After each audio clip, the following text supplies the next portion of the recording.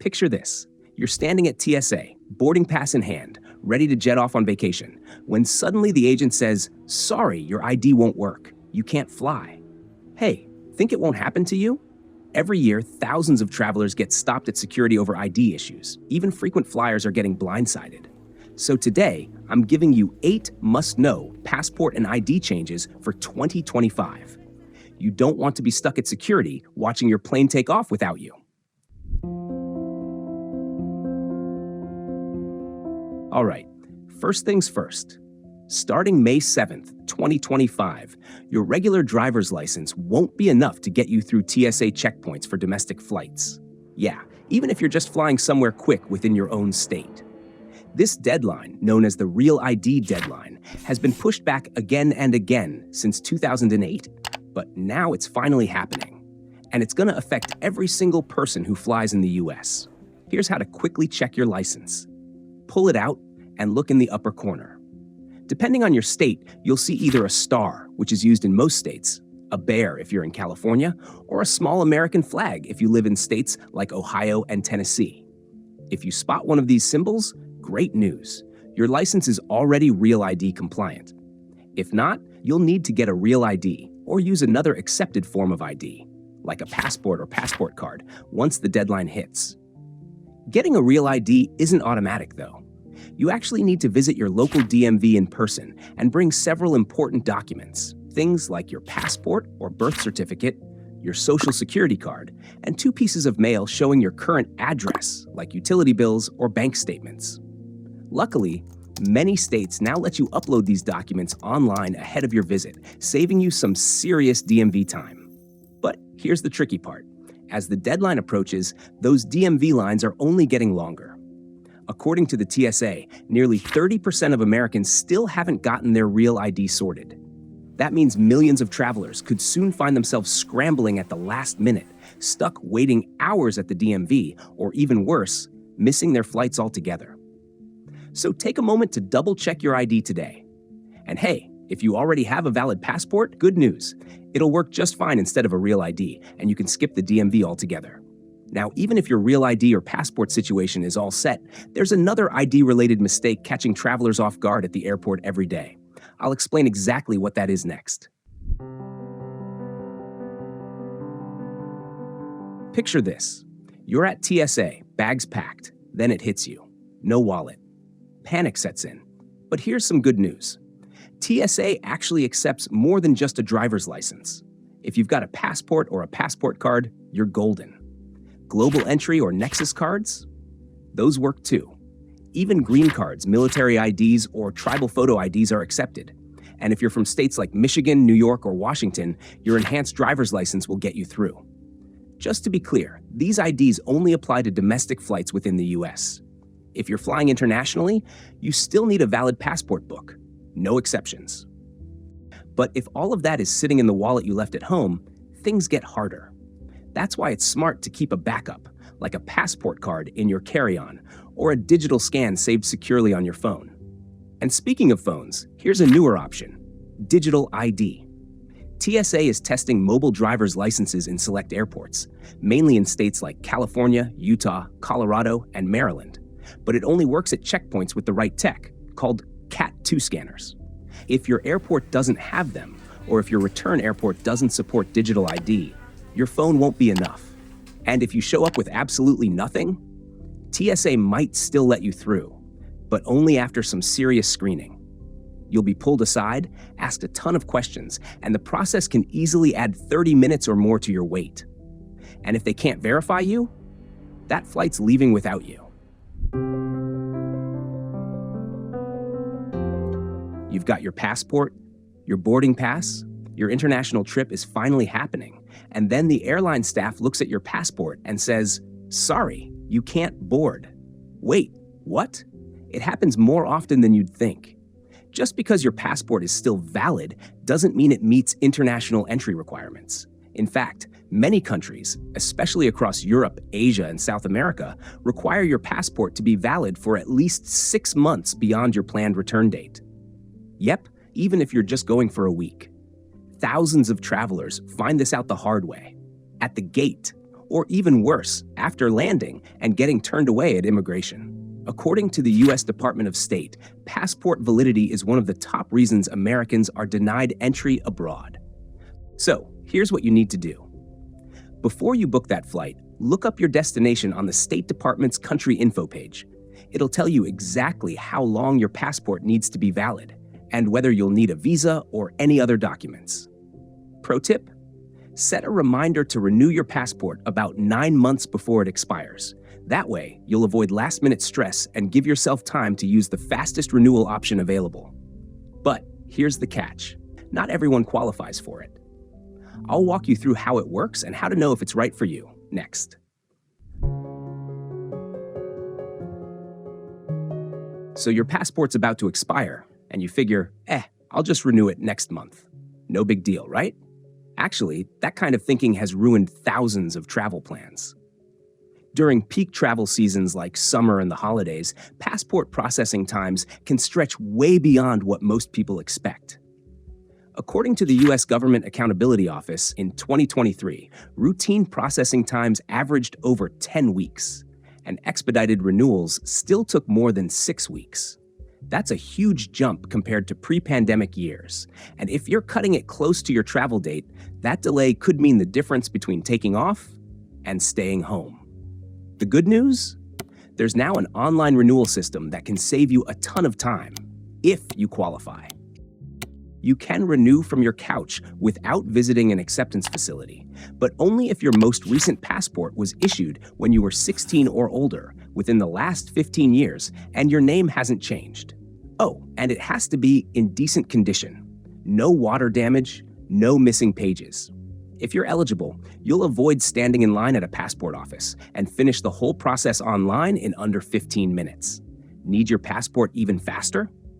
You can pay an extra $60 for expedited service, which brings the wait down to 2 to 3 weeks.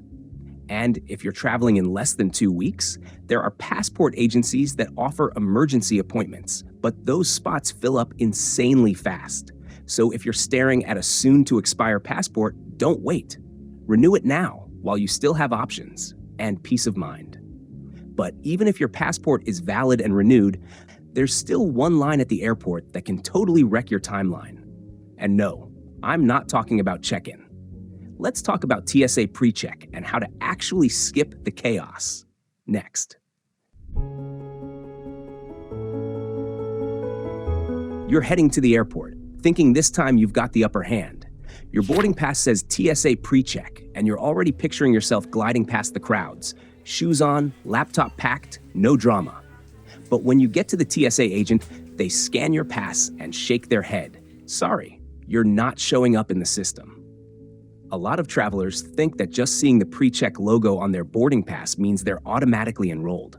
But in reality, it only shows up if you've officially registered and entered your known traveler number when booking. If you skip that step, no matter how many times you've paid, you won't get the benefits. To use PreCheck consistently, you have to go through the full process. Apply online, schedule an appointment, show up in person, and pass a background check. Once you're approved, then yes, you're officially in. And when you are, it's a game changer. You keep your shoes, belt, and jacket on. Your laptop and liquids stay in your bag. Most PreCheck travelers clear security in under 5 minutes. It's fast, it's simple, and it's way less stressful. But there are still a few things that can slow you down. Wearing chunky jewelry, forgetting change in your pockets, or packing something questionable can trigger extra screening, even in the PreCheck lane. Now, if you really want to speed things up, some travelers pair TSA PreCheck with Clear, a separate program that uses your fingerprints or face scan to skip the document check line completely. You walk up, get scanned, and head straight to the screening area. It feels like teleporting. Just remember, even with both programs, you're not skipping flight delays, traffic jams, or airline check-in chaos. PreCheck and Clear make security easier, not everything else. And there's one situation where even PreCheck won't help: traveling with kids. What ID do they need? What if you're flying with someone else's child? Let's clear that up next. You're shuffling through the TSA line with a stroller, a half-open backpack, and 2 kids who've already asked for snacks 3 times. You finally reach the front, hand over your boarding passes, and just when you think you're in the clear, the agent asks, "Do you have ID for your child?" That question hits harder than you'd expect, because you honestly didn't think you needed one.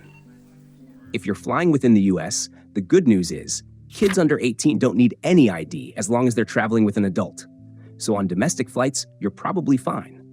But if your trip crosses international borders, the rules change fast.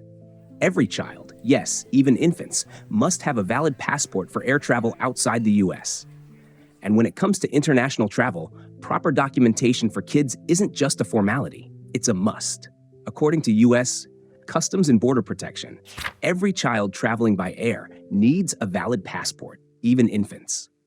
And if they're flying with just one parent or with someone who's not their legal guardian, CBP strongly recommends bringing a notarized letter of consent from the other parent or guardian. They also advise carrying supporting documents like a birth certificate or custody paperwork in case questions come up.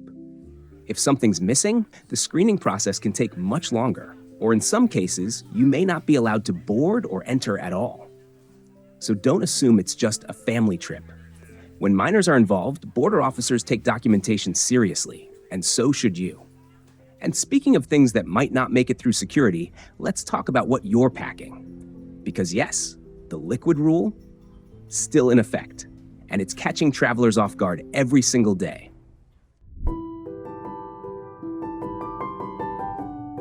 You're almost through TSA. Shoes off, laptop in the bin, everything's going smooth until an agent pulls your bag aside. Turns out it's your shampoo. Too big, too full, too late. This happens constantly. TSA reports that liquid violations are still the #1 reason bags get pulled for secondary screening. And with so many people assuming the rule's gone or relaxed, it's not surprising. The 311 rule is still fully in effect. That means each liquid must be 3.4 ounces or less. All your bottles must fit inside a single quart-sized clear bag. And yes, you only get one bag per person. The rule applies to things like lotions, gels, sprays, pastes, and creams. And no, it doesn't matter if it's fancy, sealed, or expensive. If it's over the limit, it's going in the trash. There are some exceptions, prescription medications, and baby food or formula if you're traveling with an infant.